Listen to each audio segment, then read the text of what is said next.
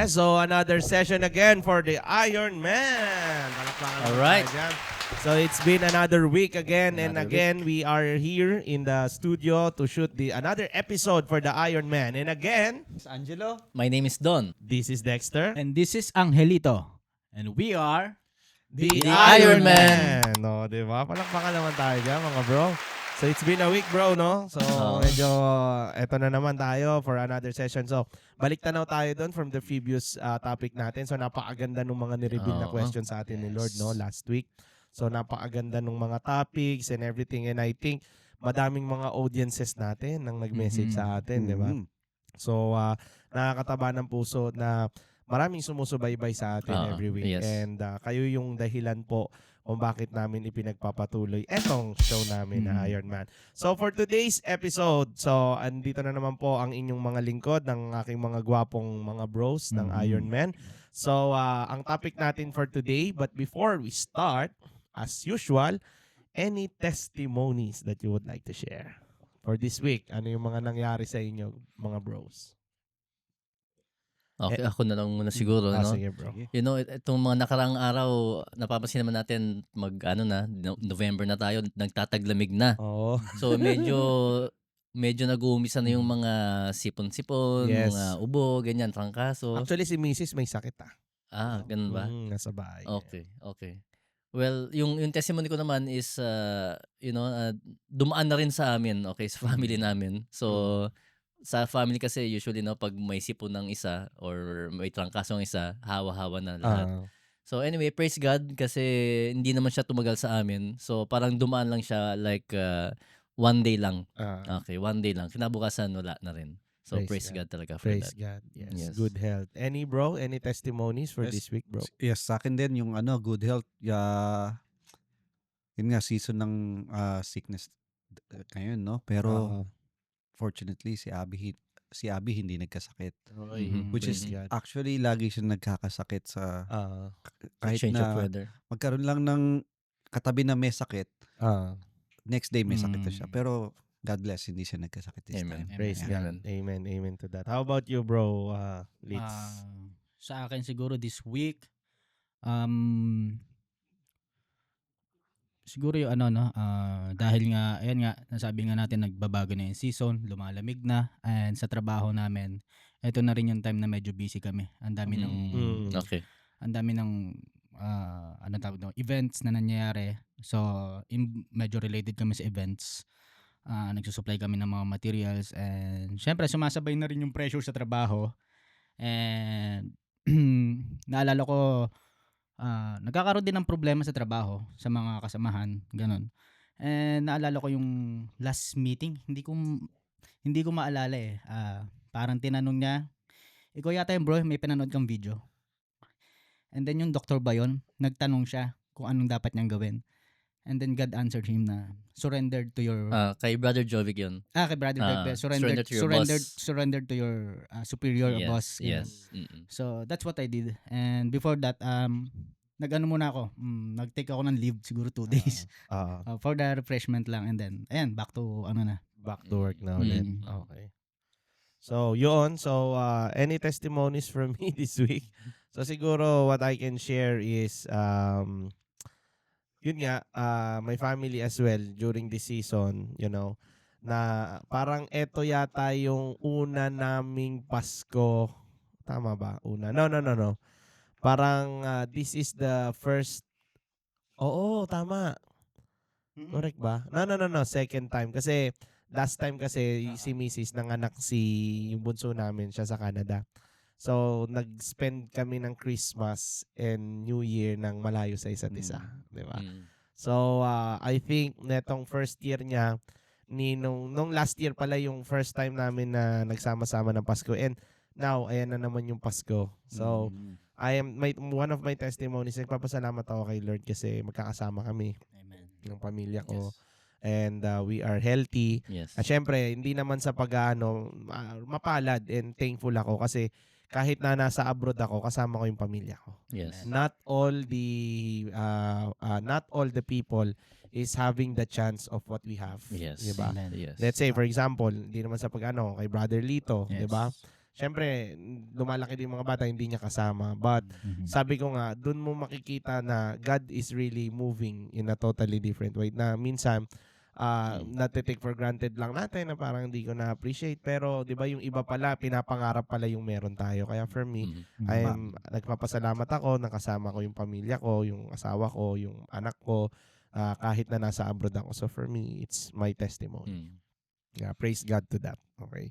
So now, maraming salamat sa mga nag-share. So eto, nag-ihigop kami ng mainit na tea. Kasi taglamig na. Oo, kaya napansin ko naka-jacket na lang si Lito na lang yata hindi naka-jacket. Okay. So anyhow, babalik na tayo dito sa ating topic for our podcast episode number 8. Na ba? Yes, 8. Episode 8 na tayo, 'di ba? Pag ganun lang naka 8 episode na. na pala tayo, 'di ba? So, 'yon. Ang ating topic for today is about faith at work. Oh, 'di ba? Ang ganda nito At topic work, na to. bro, ha? At Faith work. Oo. Faith at work. Meaning Okay. sa mga trabaho natin. Oo. Yan, okay. Kasi syempre dito maraming mga ka-relate, maraming Oo. may mga syempre trabaho part natin 'yan eh, 'di ba? Yes. To ano yan eh, part ng buhay natin yan na kapag hindi tayo nagtrabaho, hindi tayo kakain. Kaya actually when this topic already, discussed on our Bible study, kasi actually what we are doing, yung dinidiscuss namin dito sa Ironman is a follow-up of what we are discussing on our Bible study. Kaya nung diniscuss natin yung about that faith at work, natuwa ako kasi 'di ba? Napansin mo rin bro, 'di ba? Ang daming nag-open, ang Oo, daming very relatable, ha? madaming Ang dami. naka-relate, 'di ba? Kumbaga Oo. trending eh. Ang Yes, dami. yes. Siguro kung sa atin lang nag-trending yung topic na yon, sa kanila Definitely, din. oo. Diba? Sa kanila mga rin. nakikinig sa atin. Kasi usually yung mga followers natin, yung viewers natin, yung iba dyan nagtatrabaho din talaga eh. Meron tayong isang follower na bumabiyahe siya. Ang trabaho niya is a PRO. So bumabiyahe siya ng few hours talaga on the road. So while he is on the road all the way from Abu Dhabi to Dubai or Dubai to Abu Dhabi, ini-enjoy niya yung show natin. So piniplay niya yon, then piniplay niya yung show natin, nakikinig siya habang nagda-drive. So parang nalilibang siya. Yes. Kaya yun yung mga magagandang reason kung bakit natin dapat pang ipagpatuloy Yes. yung Ironman, kasi akala lang natin na ganito lang, ganyan lang, pero hindi natin alam that we are moving or God is using this platform to move people na makapagsalita rin sa kanila, di ba? And syempre, I'm thanking God na for your life, bros, na naniniwala kayo from the show itself, dun sa staff namin, sa mga directors namin na naniniwala from the purpose of the show. So yun yung magiging pundasyon kasi ng show eh, 'di ba? Yung Ironman, yung purpose natin. So ang purpose natin dito is to serve God and tell what exactly yung for the kingdom of God. At may share din namin sa inyo yung mga topic na pinag-uusapan namin, at this is a platform wherein matututunan nyo talaga. So kaya kung if you are looking for some shows na gusto nyong may matutunan kayo, eto na yon, nasa right show na kayo. Kaya please like, share, and subscribe this show, di ba? Nag-promote pa eh, di ba? So eto na, umpisahan na natin. So meron ako dito mga sets of questions mga bro, na about the topic natin last Bible study about faith at work. So this is a perfect, real, and honest, and powerful discussion. Okay? So, ang first question. So, ang gagawin natin for today's episode is meron tayong mga questions dito na sasagutin natin. Okay? Anyone can answer. If you want to say something about it, then just answer it as per your nararamdaman mo ba. So, ang first question. This is the first question. How do you keep your faith strong when work becomes stressful, unfair, or overwhelming? Okay? So, ulitin ko yung tanong, how do you keep your faith strong when work becomes stressful, unfair, or overwhelming? Yan. Sino gusto mag-share nito? Sagutin yung tanong. So, paano mo daw makikip yung faith mo? Okay?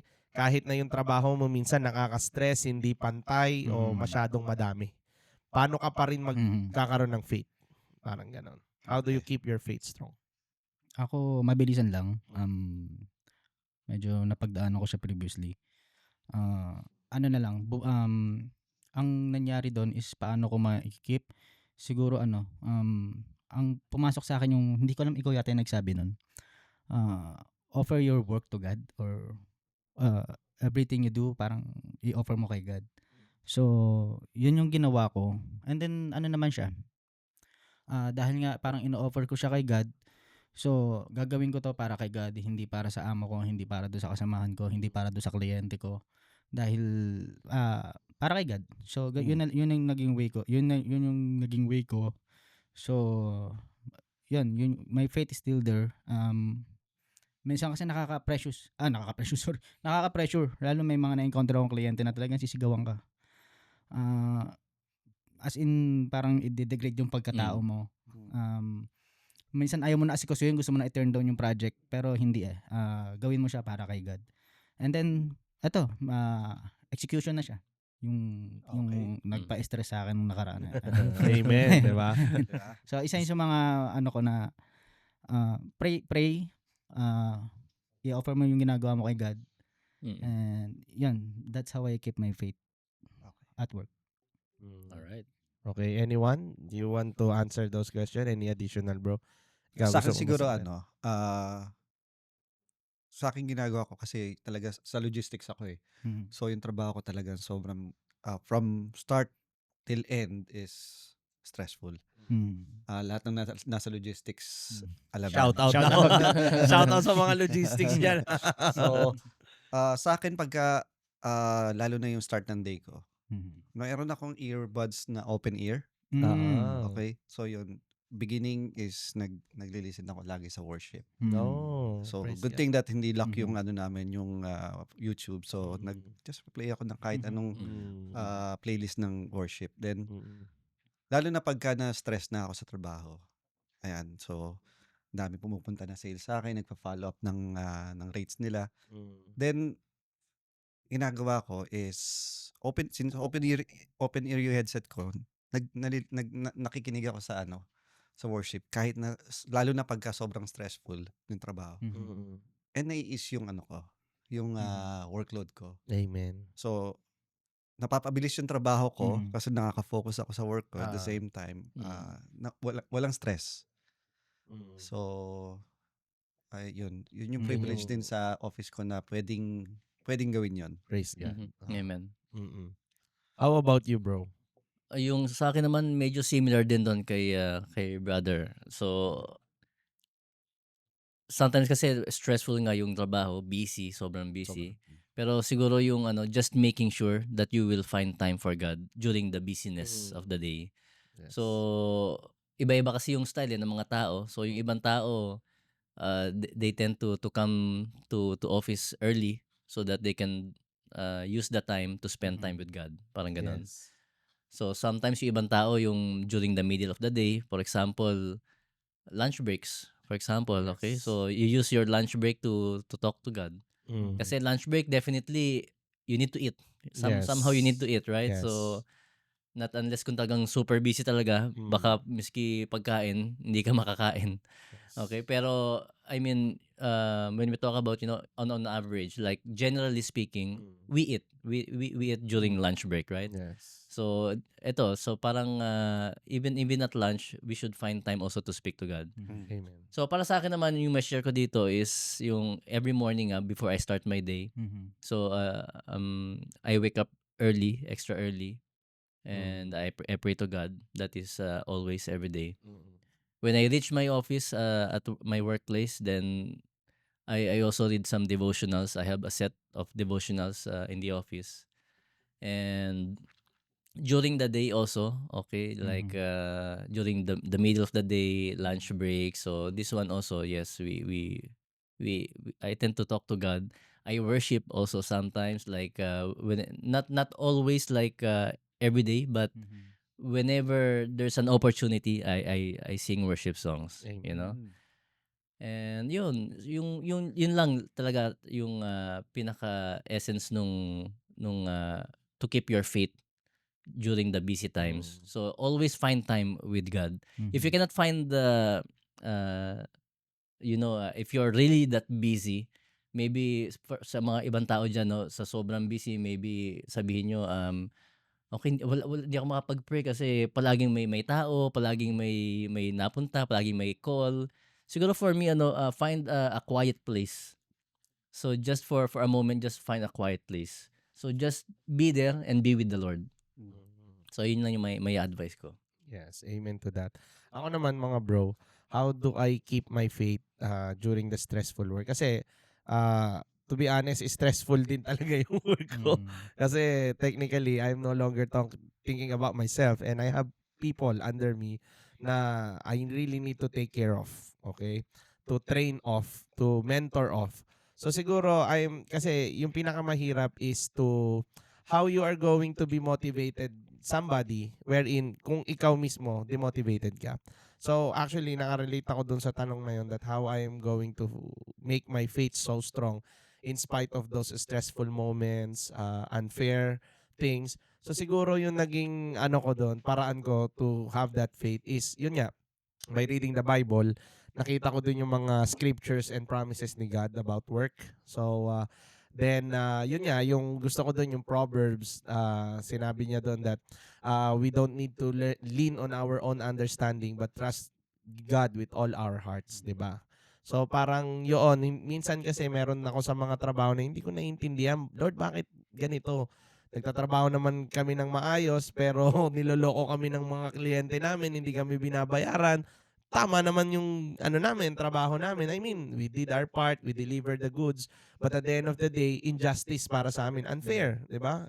Yun yung tanong eh. How we still have our faith.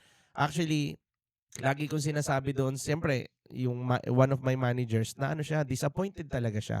Actually, disappointments turn to depressions eh. So, na-depress siya kasi parang, bakit naman ganun? Ayun yung tanong niya sa akin, Sir Dexter, bakit naman ganun? Ginagawa natin yung tama, bakit ginaganon tayo ng kliyente? Then, I learn the God's way. So, sabi ko sa kanya, di ba yun nga yung sabi ni God, na we don't lean on our understanding. Kahit ako, hindi ko rin naiintindihan bakit ganun yung nangyari. But, the thing that I told him, this is the exact thing that I told him, that remember, who is our provider? God is our provider. So whether we lost right now, it's okay. As long as we have God, because God will provide. The whatever that we lost right now, God will return it back to us thousandfolds. But that person who made that injustice with us, we pray for them, for the Lord. And I know that our God is justice. Okay, maybe right now kung ano yung ginagawa natin ngayon sa mundo, akala natin walang balik yan. Pero no guys, especially what's happening right now in the Philippines, I'm really disappointed about the corruption, about everything. So maaari dito sa mundo natin ngayon, mayaman kayo, masigla kayo, lahat na bibili nyo. But like what I said, our God is in justice. So whoever commits, 'di ba? Sabi nga 'di ba, anyone who dwindles money, any money that comes from dishonesty or any dishonest money dwindles away, 'di ba? So mabilis mawawala 'yan. Maglalaho 'yan. Pag namatay tayo, hindi natin babaunin 'yan. But what we need to invest is we need to invest to the kingdom of God. So for me, how do I keep my faith during those work timings, stressful work? It's about getting more into the presence of God. Mas lalo kong nilalapit si God sa akin during those stressful way because siya yung magiging foundation eh, 'di ba? So sabi nga, yung paglapit natin kay Jesus Christ, yung pag-build natin ng relationship, it doesn't shield to the problems. Hindi yun yung magiging shield na nandito na si God, hindi na ako magkakaproblema. No. It is God or the presence of God is our foundation to the storm. And sometimes as people, we really need to go under pressure. We need to be on that problem. We need to have that kind of stress kasi God is training us. Yes. 'Di ba sabi nga, 'di ba? The diamonds before na kuminang yung mga yan, there will be millions of pressures bago kuminang yan, 'di ba? Then also for the gold, kailangan dumaan yan sa napakainit na apoy para maging pure gold, 'di ba? Matanggal yung impurities. So same goes to us people. Sometimes we really need to go on that particular problem, particular stress. Minsan nalalamangan tayo, minsan hindi justice, okay lang 'yon. Okay lang 'yon. Minsan kailangan talaga natin pagdaanan 'yon kasi tinitrain tayo ni God for something big. So ako naniniwala ako doon bro na 'di ba? Minsan kung kailan ka nagiging tama minsan kung kailan ka dumidiretso, bakit mas lalo kang lumulubog, ba't mas lalo kang nagkakaproblema, bakit parang inaapi ka? Again, this is a reminder to everybody that pag nandun tayo sa point ng buhay natin na yon, we need to see what God wants us to learn from that. And maybe God is training us, to be a better person, to be a better man. Kasi bago niya ibigay yung blessing sa atin, susubukin talaga muna tayo ni Lord, di ba? Pagdadaanan talaga natin yung pagdadaanan. Kagaya ko, from where I am right now, madami kong pinagdaanan na pressure sa buhay ko. So siguro kung hindi ko yung pinagdaanan, hindi ako mas magiging malakas ngayon, hindi ako mas magiging matured ngayon, at lalong hindi ko mas ma-appreciate kung anong meron ako kung hindi ako naghihirap before. Kaya right now, nasagot ko yung tanong na yan based on my first-hand experience. Okay? So yun, okay? So punta na tayo dito sa next questions natin. So number 2 question is, what practical habits help you live out Christ-like character in the workplace? So again, what practical habits help you live out Christ-like character in the workplace? So nandiyan yung mga sample questions. So ano daw yung mga practical na habits na ginagawa natin to help us to live like Christ in our workplace? Siguro minsan parang pag may ginawa akong quotation, parang pray ko muna bago ko i-click yung send. So, naalala ko dun si Jesus, di ba? Before the day ng huhulihin na siya. Nandun yung nag-pray muna siya. And then, parang pray ka muna bago battle. Parang ganun. Praise God. So, ayun. Yun yung, nagiging habit ko na rin. Before ko ibato yung quotation, parang pray muna ako, bulong muna ako. Ganun. Amen. Mhm. Ganda nun Okay. So anything? So kumbaga, we focus on the Christ-like. Kung sa tingin mo, ano yung mga habit mo na sa tingin mo na parang ginawa ni Lord? Like natutunan natin from Jesus na ginagawa natin sa trabaho natin. So ako siguro, yung humility. Humility. Yun yung natutunan ko from the work. Because sometimes, di ba, nandyan nga yung totoo yung sinare mo kanina, Liz, na minsan, babarambaduhin ka ng customer, sisigawan ka. Pero 'di ba, same goes as to Jesus. Madaming sa kanyang bumabatikos, although he is a king, 'di ba? But the humility is there. Hindi niya sinabi na ako ang hari, hawak ko kayong lahat. But 'di ba, hinayaan niya lang siyang husgahan ng mga tao, hinayaan niya lang na basta he performed a lots of miracles in the eyes of people, kumbaga, pero hindi siya nagmalaki. Kada gumagawa siya ng himala, 'di ba? Tuwing magga-gather na yung people, umi-escape siya, 'di ba? Ayaw niyang i-take yung credit from him. Minsan, meron din siyang ginawang miracle, 'di ba, doon sa babae. Then sinabi niya sa babae, "Huwag mo sasabihin na ako yung nagpagaling sa iyo." Pero nakarating pa din yung balita, 'di ba? So that's what I learned from Jesus, and like what I'm doing also to my work, that whatever that we achieve, whatever that we whatever what we achieve and success, always remember that let's stay our feet on the ground, that lahat ng meron tayo ngayon is about grace of God. Lahat yan galing sa Kanya. Hindi yan dahil magaling tayo, hindi yan dahil tayo yung pinakamagaling, tayo yung pinakamatalino, tayo yung pinakamaayos. No, it's because of God's. Because sabi ko nga, di ba, si God yung provider natin. Kaya wala talaga tayo maipagmamalaki. So yun yung natutunan ko naman from that. How about you, bro?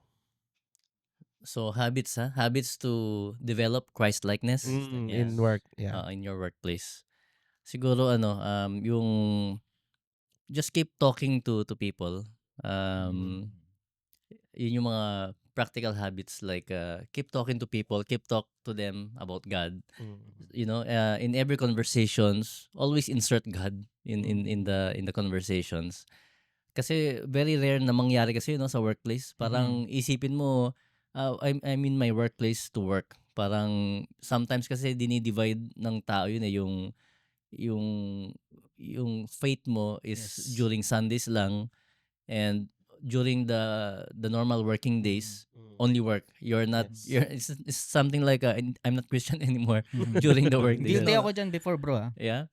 So sa tingin ko we need to practice it more also sa workplace, kasi we are not called to be Christians every Sundays only, but Christians every day.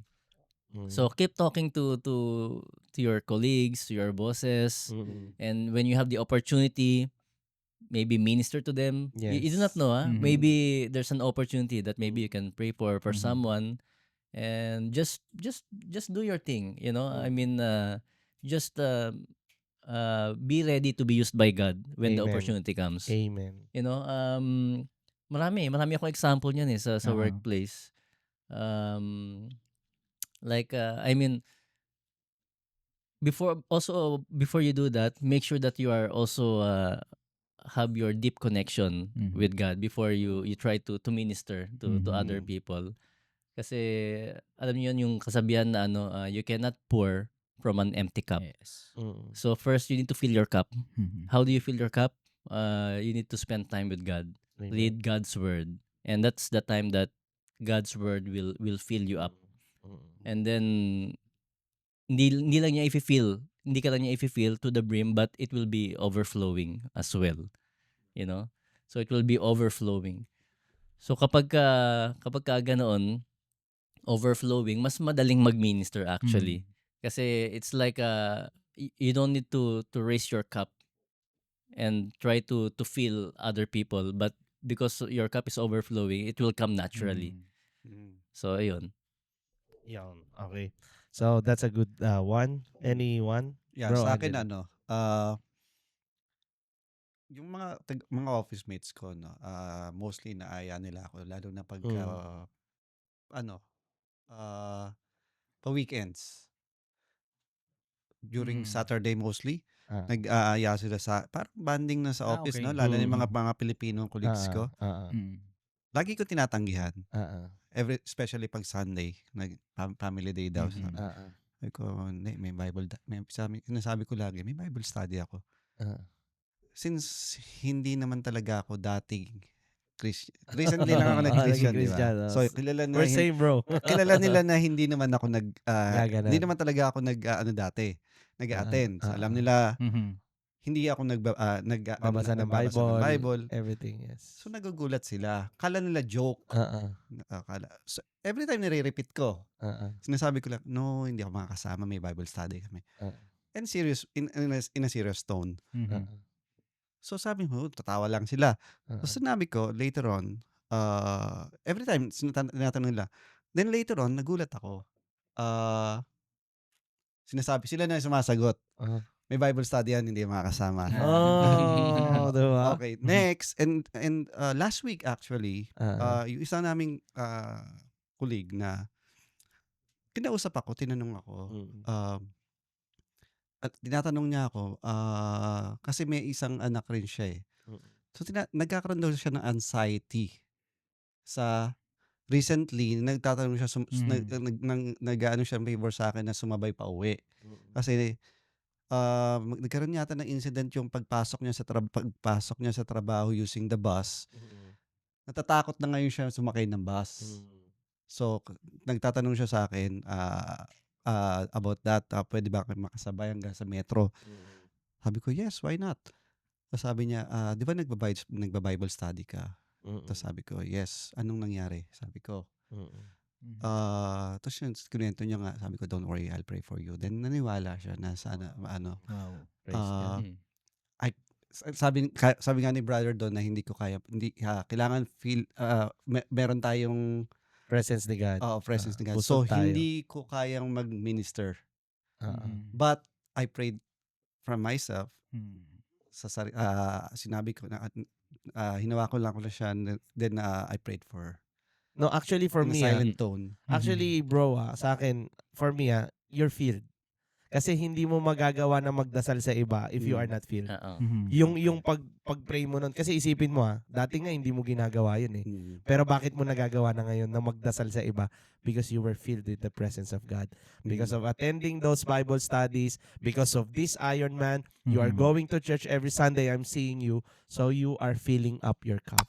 That's why God is using you to minister. Hindi mo alam bro, ako nakikinig ako sa'yo kasi very interesting yung sinishare mo kanina. For me, I will answer, you are filled. That's why nagawa mo na magdasal ka. Yes. So maybe sometimes tayo hindi natin nare-realize na filled tayo di ba? Baka, oo. Pero can you imagine before? Kaya mo bang gawin yun? Ako, hindi ko kayang magdasal nun.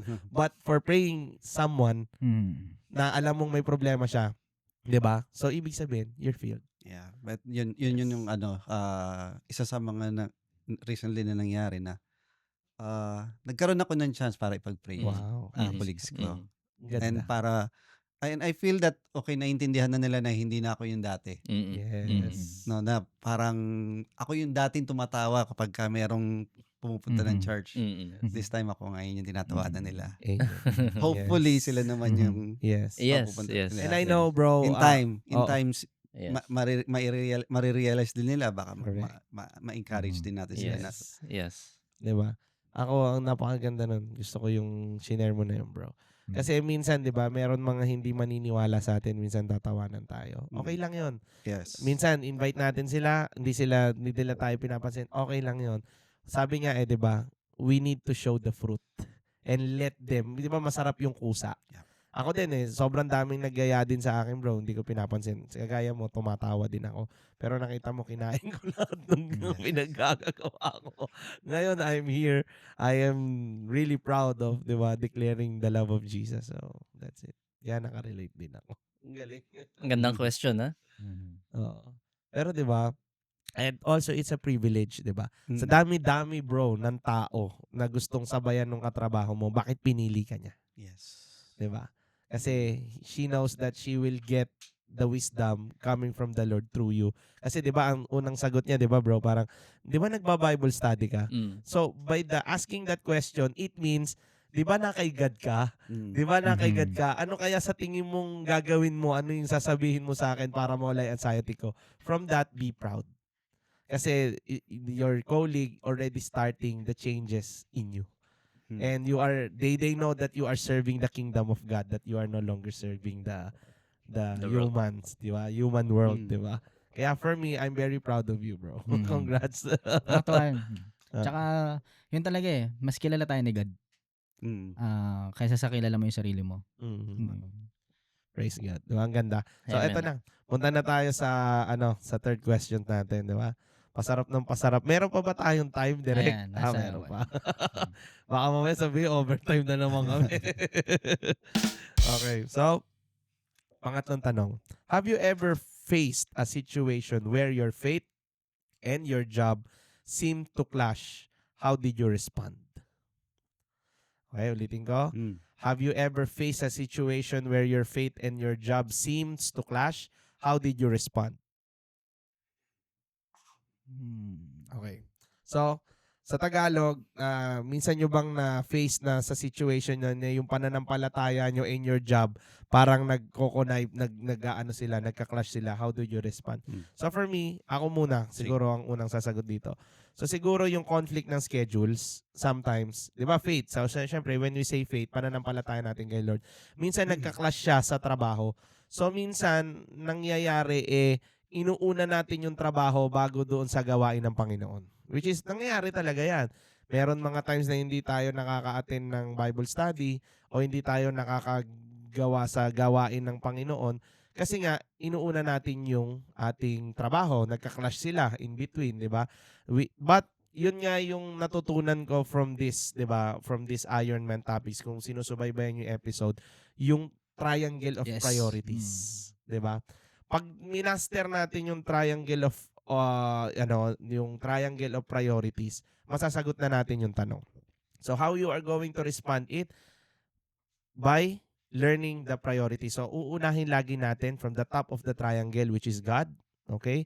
Followed by the family, second priority. Third priority is our church or community. Fourth priority is our work and profession, and the last is our hobbies and events from anywhere, 'di ba? So, kumbaga, if I'm gonna answer that, kaya ako lagi ko sinasabi din usually diyan sa mga katrabaho ko din kasi yung mga katrabaho ko din, guys, for your information, ini-invite they are also involved in our Bible study. Okay? Kasama sila. Ang lagi ko sinasabi sa kanila, lagi, alam yan ni God, na unahin nyo lagi ang Panginoon sa lahat ng bagay. And yun yung pinag-usapan namin nung last week nung nag-meeting kami. yun yung sinabi ko sa kanila na I know that we have work, we are overwhelmed, we are stressed, we have targets to do, we have our targets to do, meron tayong mga kailangan responsibility, but always remember that who is the provider.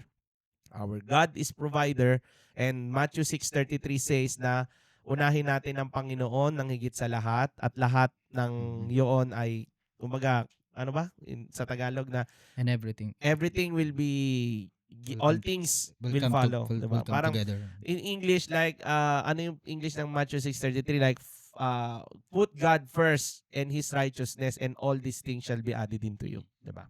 So yun yung verse na lagi kong, yun yung ginagawa ko pag nagka-clash siya. Tinatanong ko yung sarili ko, sino ba mas mahalaga, si Lord o eto? Kung trabaho lang yan, pang-apat lang yan. So I need to go with God first talaga. Especially church, katulad niyan. Meron tayong church Sunday.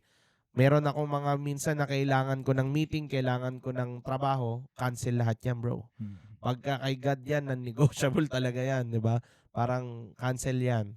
Doon tayo sa gawain ng Panginoon. Nagugulat din ako na, oo nga no, na nagugulat ako na nasusolve din yung mga problema ko na, alam mo yon na, kumbaga, yung stress na yon nagagawa ng paraan. So, kasi inuna ko si Lord. Kumbaga, parang kung may uunahin ka dito sa mundo na to, unahin mo yung Panginoon. Higit sa lahat, then everything will be fixed. Yan. So, you want to answer that? Anything that you would like to say? Okay. Sa akin, ko na rin sa akin. Sa akin kasi, di ba sabi nga sa natin, di ba, yung pinag-aralan natin na yung trabaho is hindi yung boss mo yung boss mo. Si God ang boss mo. Amen. Yung trabaho mo is given by God. So you have to love your job because it's given by God. Amen. Now, natatandaan ko meron instance na I think this is 1 month after ako nag-join ng ng group Bible natin study. sa it was June when I joined. Mm-hmm. After 1 month, natatandaan ko nagkaroon na kami ng case na yung boss namin, yung pinakamataas sa logistics namin, kine-question niya yung yung rates na binigay ko, yung quotation. Kasi wala raw akong nilagay na masyadong profit. Which is sabi ko, no, it's not true. Sabi ko, air freight kasi yun eh. So, ang nangyari, meron siyang gustong gawin and iba yung ginawa ko in the end. Hindi siya naniniwala sa ginawa ko, but pinroceed ko pa din. So, after that, so now, yung September and October standing namin sa air freight, nagulat sila. Kasi, bago lang yung logistics namin eh. But now we are the top 16 in UAE. Wow. In terms Praise of air God. freight. Praise God. Because of that decision that I have made. Wow. Amen. Yes. So, nagkaroon kami, in terms of volume na ng UAE, nung August is we are top 16. September is top 14. Wow. Praise So, God. we are now reaching the top 10 Top 10. most the highest volume that was moved by logistics company in Wow. UAE. Wow. Wow. Praise God, no? Wow. Grabe. So, yes, so yun yung feeling ko na hindi tayo dapat maging faithful tayo sa ginagawa natin. And remember na lahat ng decision na ginagawa natin is for God. Amen. Not for Yes. your for whoever is on top of you ano hierarchy. God God is your boss. Yes, not human masters, right? Yes. Yes, praise God. Yeah. So if you think that we are doing the right thing, you have to go through it. Okay, that's good. Yeah.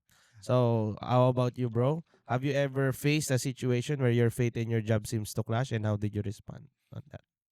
Okay, siguro yung sa akin sasabihin ko dito yung about sa your integrity sa work. Okay. Sometimes may mga ipapagawa sa na sometimes is not righteous. Sabihin natin ganun. Parang Hindi tama. Hindi Yes. tama, no. There's something wrong. So you have to decide for yourself, are you going to do it or not? Mhm. So ayun yung clash na sinasabi, ha. So is it I mean in faith wise, okay, it's Mhm. not right. But in work wise, this is how they want you to do it. Mhm. So may clash nga doon. So it's up to you. Magde-decide ka ngayon ano yung gagawin mo ngayon. Mhm. So sa tingin ko sa akin, I will choose to do the right thing, you know. But also we need to understand that the Bible also tells us that we should honor our bosses. Mhm. Honor our bosses, okay? Kasi nilagay sila doon ni God for a specific purpose, Mhm. you know. Because maybe may purpose sila kung bakit sila Mhm. nandoon. Pero you need to have that certain discernment and boundary as well. Now, when the time comes that they have to tell you to do something which is not right, you should have the stand to say no. Yes. Yeah, because it's not according to it's not aligned with your faith. Amen. So sa akin importante yung discernment. Before you do something, make sure that it's aligned with God's will for your life. And at the same time, honor your masters, honor your bosses, Amen. because they are placed there in authority for a specific purpose. Amen. Ayan. Amen to that. Yeah, praise God. How about you, Litz? Related dun kay bro dun. Sa yun nga, sa clash between your faith and work. Same, may pinapagawa din sa akin. Previous company ko to before pa. Mismong boss, mismong may-ari. May access kasi ako sa back office sa lahat ng overtime ng tao. Pinapaalis niya, parang binabawasan niya lahat ng 2 hours yung overtime. And then doon na nag-start yung clash namin dalawa din. Kasi inano ko, sabi ko, hindi ko gagawin 'yan. Kung gusto mo, maghanap ka ng taong gagawa niyan. And then doon na nila ako parang tinirya. As in, kung delay yung sahod ko ng 1 month, naging delay na ng 3 months. Ganun na. Grabe. And pinagtulungan nila akong magkapatid. And then, still, nag-ano pa rin ako sa kanila. Nagko-comply pa rin ako sa kanila. Nandun pa rin yung respect, nandun pa rin yung pag-follow. Hindi nun bro 3 buwan walang sahod, no? Yes. At hindi lang ako yun. Kaming lahat na naiiba yung lahi sa kanila. Pero yung mga kalahi nila, sumasahod ng regular. So, hindi ako mag-isa nun. Kaya, natutuwa din ako pag nagmi-meet kami ng mga dati kong kasamahan, ng mga nakasama ko sa ilalim noon. So, ayun, isa yun sa mga proud ako na hindi ko ginawa. And at the same time, hindi ko siya binastos, hindi ko siya inaway. Kinilala ko pa rin siya bilang boss. And then yun, yung company na yun, no longer exists na after that event. Sarado na. Ayun. Yun. Praise God. Okay. So may time pa ba tayo, Derek? So, okay. So punta tayo dun sa question number 4. So how do you deal with difficult people at work? Bosses, co-workers, or clients while still honoring God? Okay. Ganda ng tanong, di ba? So ulitin ko ulit. How do you deal with difficult people at work? Bosses, co-workers, or clients while still honoring God? So paano kayo paano niyo dinidil yung mga ganong klaseng tao? Especially hindi rin naman lahat nakakasundo mo. Minsan makakatapat ka, bossing mo, di ba? Medyo salungat kayo ng ito madalas namin ito na-encounter. Meron kaming isang kliyente na siya yung namin kasi dahil kung si Henry, siya yung namin, di ba? Siya yung boss ko. Ngayon, before meron kaming biruan. Eto si pwede mo na tong pasaba kay kay gantong kay client A, kay client B, may mga ganon kami. Kasi si client B, siya, let's say sila rank client C ka muna. Pero okay, pwede ka na, client B ka na, pwede ka na. Si client A namin, siya yung hindi siya pwedeng hawakan ng basta-basta lang ng iyakin. Aanuhin ka talaga niya. Parang napakawalang kwenta mong tao, ganun siya. So, siya ang humahawak lang kay client A, si Henry. Or ako. Okay. Ngayon, sumusuko ako doon kay client A. Ikaw na dyan, ayoko dyan. Ganun ako. Talagang siya, makikipag-deal siya ngayong hapon ng 3:00, gusto niya makuha niya bukas ng 9 AM. Ah, Saan kami kukuha ng ganong kabilis na na materyales? Minsan outsource pa. So ano siya, minsan nag-aanuhan na lang kami ni Henry na minsan nakakita ko sa chat, sinasagot niya na. And tatawagan ko bigla siya, "Oh, ano nangyari sa'yo? Sinasagot mo na." "Eh, hindi kasi ganito, ganyan." Tapos "Pero hayaan mo, magpapakumbaba na lang tayo." And then, na ganun yung flow namin doon sa client A na yun. Na nagtatarayan na sila. And yun nga, nagiging yung hinahumble namin yung mga sarili namin. Yumuyuko kami na hindi na para makipagtaasan, makipaglaban yung ng katwiran. Do kahit minsan wala talaga siya sa katwiran. Kami na mismo yung yumuyuko, yung nagiging binababa na namin yung sarili namin just to finish lang yung project na pinapagawa. Ayun. Mhm. That's That's how we good. did. Yeah. That's how you honoring God, di ba? Okay. Anyone? Sige, ako Wanna na. answer? Ako na yan. Sige, bro. Siguro yung sa akin naman yes, it's true na we all go through difficult persons at work, be it in your boss or colleagues. So sa akin, kasi ako yung type ng tao naman na sabi nating cool person, okay? Hindi ako yung nag-explode, hindi ako yung tao na nagagalit ng ganun-ganun lang, okay? So I play it cool at work. So even if there's tension building up, even whether your boss or your colleagues, I just keep it cool. Hindi ako pumapatol, kumaga. Hindi ko how do you call that? Hindi ako sumasabay sa tension, sa galit. I just keep it cool. Like for example, if they will ask questions, let's say galit na, okay? I will answer still calmly. I still answer like nothing's happening, you know? I will answer a straight answer. Okay? Walang paligoy-ligoy. Straight answer lang. And I think yung importante dito is make sure that you are not sinning. You know, you just keep it cool, keep it relaxed. You can answer back, but try to be respectful as well. Be diplomatic. Yan, ganyan. Be diplomatic. And since we're talking about at work, be professional about it. So do the right thing. Be professional about it. If there's a problem, then give a solution. Okay? Don't add to the problem, but give solutions. So para sa akin yun, I'm just trying to be cool about it, and I don't let my emotions dictate the outcome, you know. So always be professional, at the same time be aware not to sin. Yes. Praise Yan. God to that. Yes. How about you, bro? Yes. Sa akin, sa logistics kasi, sales and product department is like cats and dogs, no? So, pagka meron kaming hindi nasi-secure na business, ang blame lagi ni sales is the product. Dahil hindi maayos yung product, hindi maganda yung rates. Yes. And nandyan yung magkakaroon ng debate every time na nagkakaroon ng sigawan. And sumisigaw din ako. That is before, but not anymore. So, after I became a Christian, nawala na yon.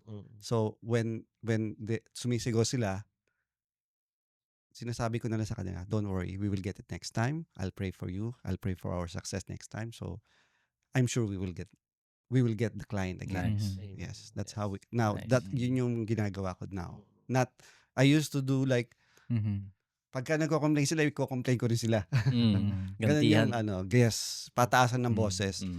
But this time now, Yes. no, it's now, I stay calm and I stay, and I pray for them. So I'm telling them that, okay, don't worry, we will get it next time. Let's pray for it. I'm sure we will be awarded. Parang kung ako yung kasamahan ni bro, no? Natahimik na ako. No? Yung That- galit na which galit is ka. true, Yung actually. gagalit na galit ako sa'yo, tapos bigla sasabihan mo ako nun. Yes, Parang which is kakalma true na ako. actually. Yung, Kakalma they ka. used to escalate to the management every time. So nothing, they don't do that anymore. Yes. So since I changed, they changed as well. Yeah. Kasi 'di ba minsan, yun yung parang sa posporo, 'di ba? Pag pinagdikit-dikit mo yung posporo, Yes. pagka sumilab yung isa, sunog lahat 'yon. Pero subukan mong isa yung bumaba doon. hindi na masusunog yung iba. Mm. So it teaches us a lesson that sometimes it doesn't mean that we go down, we lost the battle. Sometimes we go down and choose to be humble and find the humility because we understand more. Yes. 'Di ba? And we want to save more, 'di ba? So hindi porkit na nagpatalo tayo sa conversation, especially to our coworkers, to our boss, 'di ba? Hindi doesn't mean na ikaw yung mahina, hindi ikaw yung talunan ka. Minsan 'di ba sa debate, wala kang masagot eh. Pero gagawin mo, tatahimik ka na lang. It doesn't mean na hindi ka matalino. Ako for me yung minsan yung mga tao na malalalim, yung chill lang, yung cool lang, yun yung may laman. Sabi nga 'di ba yung lata, pag pinukol mo yan, maingay yan, walang laman yan. Pero yung latang punong-puno, subukan mo ibato, walang kalansing ka naririnig. So that's how I reflect in my pagdating sa tao. I believe that persons na tahimik and yung mga hindi masyadong madaldal din in a certain situation, kalmado, yan yung malalalim na tao. For me, So, if I'm gonna answer that question, na how to deal with those clients while still honoring God, like bosses and stuff. Siguro kasi normal lang naman yon. Kahit naman sa mga coworkers ko totoo yan. Nai-encounter ko na halimbawa yung mga managers ko o staff sa staff nag-aaway, nagsisigawan, nagkakaroon ng disrespect. So, I am the one who's, kumbaga, hindi ako, actually sa tagal ko sa industriya ng trabaho ko, ito lang yung mapagmamalaki ko. Wala akong sinigawan na tao ko kahit kailan. Wala akong ipinahiya.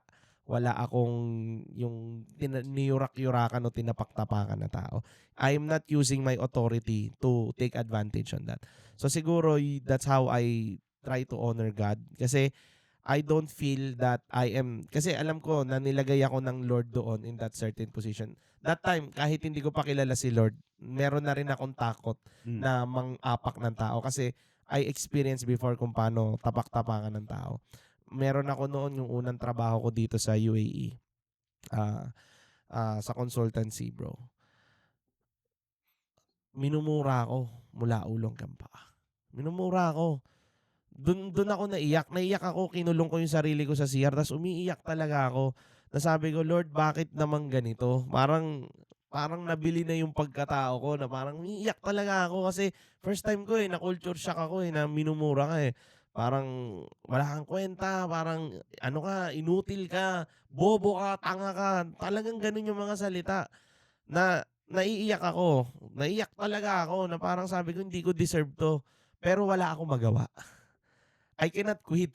Why? Kasi madaming taong umaasa sa akin. That time, nag-aaral yung kapatid ko. Inisip ko, pag umalis ako, mawawalan ako ng trabaho, paano yung pag-aaral ng kapatid ko? Paano ako magbabayad ng ganito? Ang daming responsibility. So, I choose to stay. 'Di ba? So, for me, doon ko natutunan ngayong, yung mga karanasan ko na yun, ayokong mangyari sa tao. And that is the reason why it really hits me hard na honoring God while dealing with this kind of people. Kung tutuusin, that time pa lang minura ako. Gagawin ko, ba't mo minumura? 'Di ba? Sasagot na ako. Pero naalala ko na somehow, kahit na ginaganon niya ako, na boss ko pa rin siya.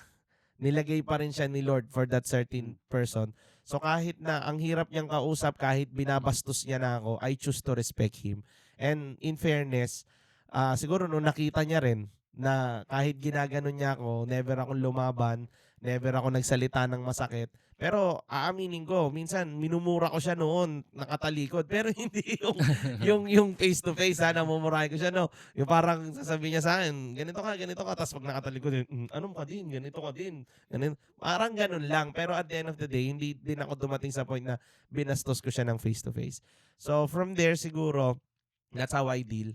Sometimes we need to go down. Sometimes, syempre tao lang din tayo, nagagalit tayo, lalo na kapag nasasaktan tayo and everything. Okay lang yung ilabas natin. Pero let's don't forget na iba kasi kapag ginawa mo na. Sometimes kasi naiisip mo, yes, normal yon. Pero wag tayong dumating sa point na gagawin na natin na magkakasala na tayo because we didn't control our emotions. So, I think those are the acts na may papayo ko ba Kasi sigurado hindi lang din naman ako yung nakaranas nun. At meron mga nakakaranas niyan, especially mga OFWs natin, di ba? Yes. Nakaka-encounter sila ng mga amo, especially yung mga mahal naming domestic helpers. Yung nanay ko, domestic helper yan, di ba? Kaya mahal na mahal ko yung mga domestic helper at believe ako dyan sa trabaho na yan. Yaan, marangal na trabaho. Minsan, pero hindi lahat mapapalad na nabibigyan ng mababait na amo. Minsan, inaabuso sila. Pero remember, don't retaliate. Okay? What you need to do is to pray to God na your situation will not be permanent. Minsan nga, again, kailangan talaga natin pagdaanan yung mga bagay na yan kasi God is teaching us a lesson. Kasi minsan, kailangan natin pagdaanan yon para kapag binigyan na tayo ni God ng mas maayos na trabaho, mas mamahalin natin, mas ma-appreciate natin, mas pahahalagahan na natin. Bakit? Kasi meron ka ng pagkukumparahan, di ba? Okay, kung wala kang pagkukumparahan, bro, malalaman mo ba na nasa magandang lugar ka na o Yes. hindi? So, I think those are the things na gusto nang matutunan natin from that particular situation, di ba? So, yeah. So I guess, it's been really a lot of, how do I say this? A lot of sobrang dami na natin natutunan sa buhay natin, 'di ba? And especially right now, 'di ba? Nandito pa rin tayo sa point na we're still learning, 'di ba? Na nagpapatuloy pa din tayo na mag-aral din ng salita ng Panginoon. Again, for those who are watching us, it's not about na nandito kami nakaupo, kami yung bida, hindi po. Ang bida dito sa show natin is si Lord kasi lahat ng meron tayo is because of His grace. So sabi nga ni Lord, sabi nga 'di ba, na yung grace daw, yun yung binigay ni Lord sa atin ng libre at walang kabayaran. At gayon, walang makakapagyabang na kahit na sinong tao. So for us, whatever that we are here right now, it's because of the grace of God. So I think for me, ang key takeaways ko for tonight's episode is humility din talaga. Sa akin, bro. Sometimes, 'di ba, sa pagdating sa trabaho, minsan kahit alam mo na, 'di ba, pipiliin mong manahimik, 'di ba? Yes. But it doesn't mean na mahina ka o ano ka, but you know better na humility and humbleness. Kasi that's how Christ-like is. Our God is humble, Yes. 'di ba? Actually bro, yung humility na maidagdag ko lang, yung humility, yung ibang tao kasi ang tingin nila doon weakness. Pero actually hindi yun weakness, opposite. You are powerful, you have strength. Actually being humble is like how do you say this? You have the power. That is power under control. You know? You can contain yourself. Yes. So that means you are really powerful. How about you, bro? Lito, any key takeaways? Siguro for tonight? yun, kahit na minsan meron ginagawa sa ating hindi maganda, yun, ano yung term, i-honor nyo pa rin yung superior nyo, yung manager nyo. There's a reason nga bakit sila nandyan. And kahit may hindi sila ginagawa na hindi maganda sa inyo or may mga attitude silang hindi pinapakita na hindi maganda sa inyo, hanapin niyo yung purpose nun, kung anong matututunan niyo doon. Meron 'yun. Ayun, yung i-honor niyo yung mga taong nandun sa posisyon na 'yon. Yes, whether they are good or bad. God placed them in that position and in your life for a purpose. Hindi man ngayon, hindi next week, hindi next month. Siguro after like for me, after 5 years, yun lumabas yung resulta ng pagtitiyaga ko doon sa trabaho na yun. Ganun yan. Yes, praise God. Praise God to that. How Yes. about you, bro? Your key takeaway? Yes, sa akin start your day with by praising God. Amen. Always start with your day with by praising God. Start before you start your work. Try to worship God. Then you will see that your day will be much more easier Amen. every day. Praise God to Amen. that. Yeah. So again, nandito na naman tayo from our end, okay? We missed you. Ang sarap pa ng usapan natin, but I think this episode needs to come into an end. So magkita-kita tayo for our next episode and our next topic will also be revealed. But again, we would like to invite our viewers to kindly please like, follow, and share our social media pages. You can find us in Facebook, TikTok, you can also find us in YouTube, okay? We are uploading our videos there and also in Spotify.